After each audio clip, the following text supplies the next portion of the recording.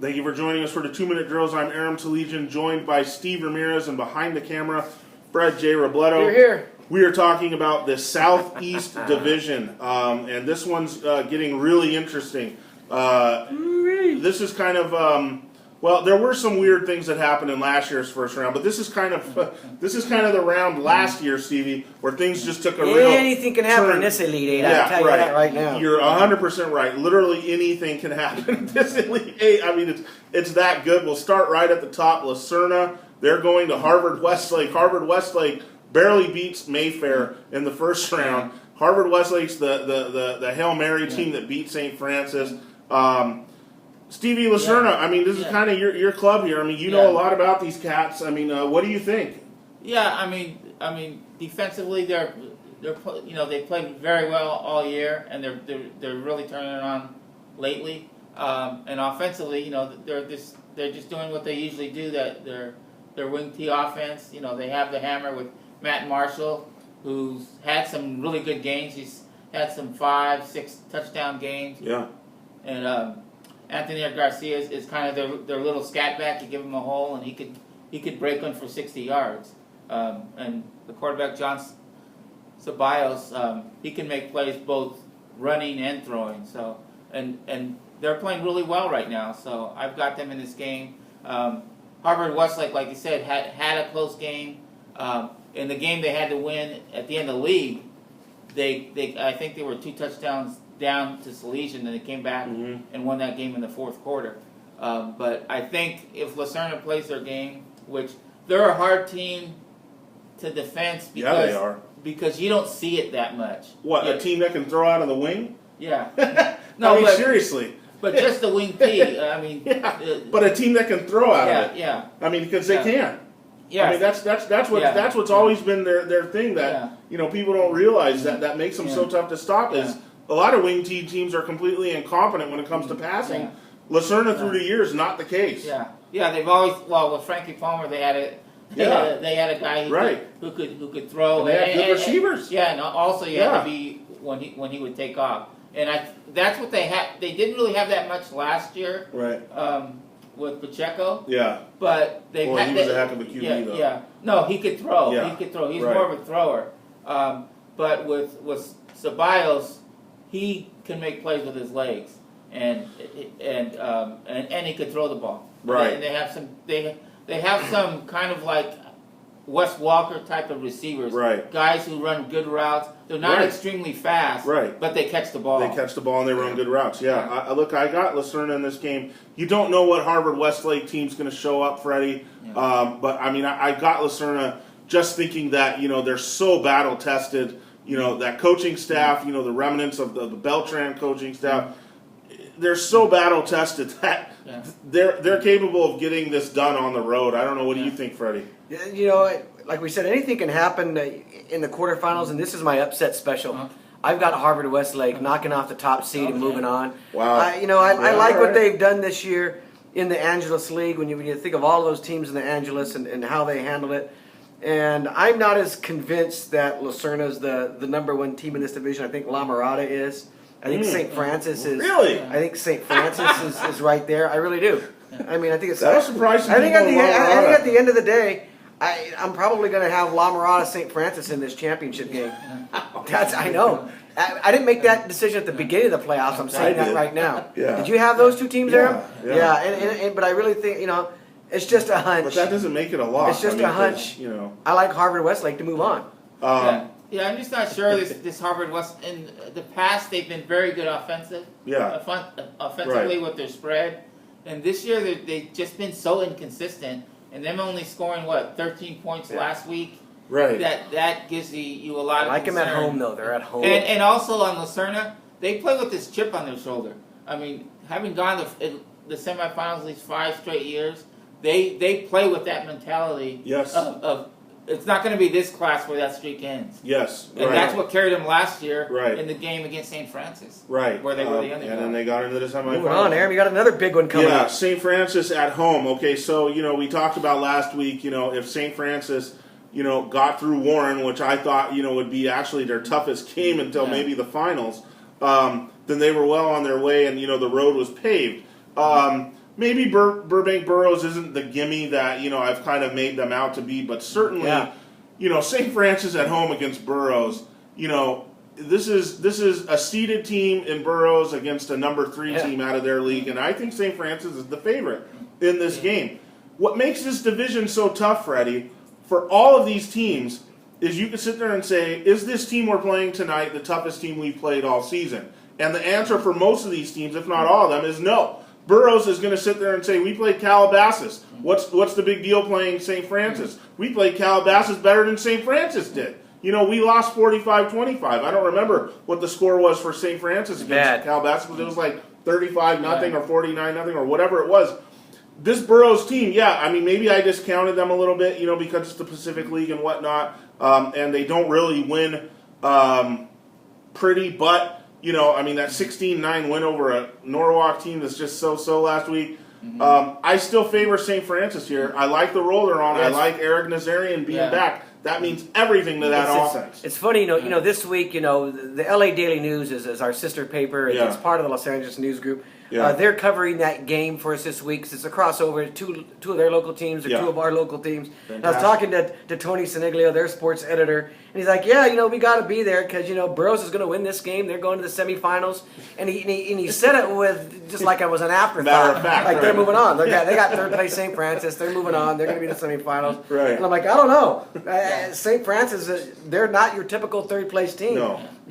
They're and they, like you just mentioned, they've got their players back, Aram, and they're looking really strong. Beating Warren, that was a damn good team they beat last week. Yeah, it was. That was a damn good team. And you're even saying before that might be their toughest game before they get to the semifinals. Or the finals. Not wanting to, or even the finals. Yeah. So I like St. Francis. I think they, I don't think you win a game like you did last week and then come back and lose at home the following week. Yeah. You got your home game. Yeah, Take care of it. And for me, St. Francis is, even though they were a third place team, talent-wise, because of those injuries they had when all those guys are healthy, they're really like a top 4 seeded team. Yes. Talent-wise. Yeah. If there's no Hail Mary, they probably probably win the league. Or a 2 overtime loss to Salesian. Yeah. The week before. Yeah. So they're that close, and you're right. I just think they're better than Burroughs when all their guys are healthy. Right, and but it's going to be paramount that Jim Bonds and his staff, and these guys can light this team's hair on fire and say, hey, look, not on our field do we lose a playoff game, not to a team from Burbank that's just right up the freeway. Yeah. We're not losing to these guys. That's not going to happen here. And they're 10-1. Burroughs is, so they're no joke. Yeah. And I expect Bonds to somehow transition this into St. Francis being the underdog, and saying, hey, this is a seeded team we're playing. They're 10-1. Freddie's buddy at the LA Daily News thinks it's a lock that Burroughs comes in here and beats us. That's not happening, guys. If we lose, it's going to be in the finals. So, but again, they got to go out on the field and take care of business. This could be a really good game. Actually, the more I think about it, I think it will be a good game. I got St. Francis winning it close. Last week they won by 2. I'd say this week maybe 4-6. It's that Angeles League. They were 3-0 in the first round. You can't discount that. Yeah. Okay. You guys, any final predictions? I got St. Francis, and I've gotten Harvard Westlake so far. Okay, all right. Moving on. Okay, Steve, you have St. Francis as well. And then, we'll move on. Cathedral Downey, those are non-local teams for us, but that should be another Cathedral's good moving. game. I like Cathedral now. And finally, La Mirada. That's a good game. They punch their ticket through. They get out of that first round. They solve their first round cheeks in style against Santa Fe 55-6. Now here comes their toughie.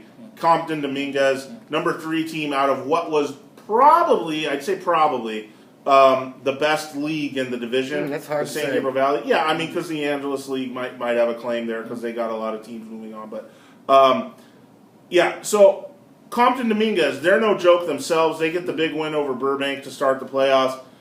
If La Mirada was looking for a game, here it is. Yeah, this is a team in Dominguez that can match up athletically with what La Mirada brings to the table. But the thing I like about La Mirada is especially the way they ran the ball last week. Their offensive line was just creating holes that that just anyone could run through, and that's why their running back. I want to make sure I pronounce his name. Luago, CJ Luago. CJ Luago. I mean, I had him for 256 yards, 4 touchdowns. You know, Freddie. And when you Stevie. When you look back to what La Mirada has kind of always done with Coach Machete, is they're a very good running team, and if they get that going, it's going to be tough for Dominguez. It opens up the pass. Yeah, for Dominguez. Here's the thing, like I said just a few minutes ago earlier in this thing, you look at all these teams. This is what makes this division, the Southeast Division, so tough, is that all these teams, they could say going into Friday night, is this the toughest team that we've played all year? And usually the answer is a resounding no. La Mirada's played Mater Dei. La Mirada's played San Clemente. La Mirada's played St. John Bosco. Yeah. Compton Dominguez says, hey, we played Orange Lutheran, only lost by 8. We played Westlake, and we got our butts kicked. But you're not the toughest team we've played all year, La Mirada, so we're not scared of you. That's what makes these games great. They schedule up in the non-league.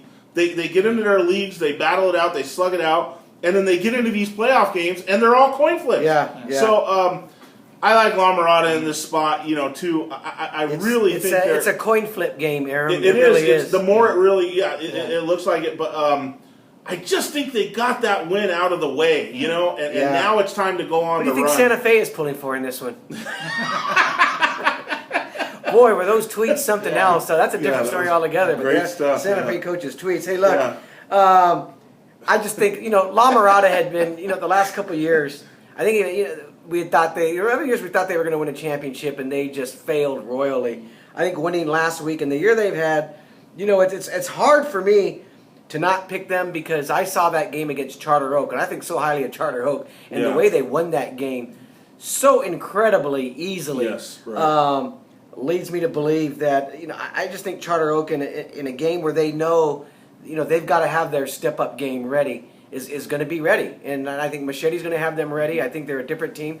I think they've gone through those years where they've been knocked out and embarrassed, and that's why I have them going to the finals. I just think this is going to be one of those years where they do put it all together. They do go on this deep playoff run, and I think Dominguez is the next team in line. Although it's a great game, that's why we started in saying.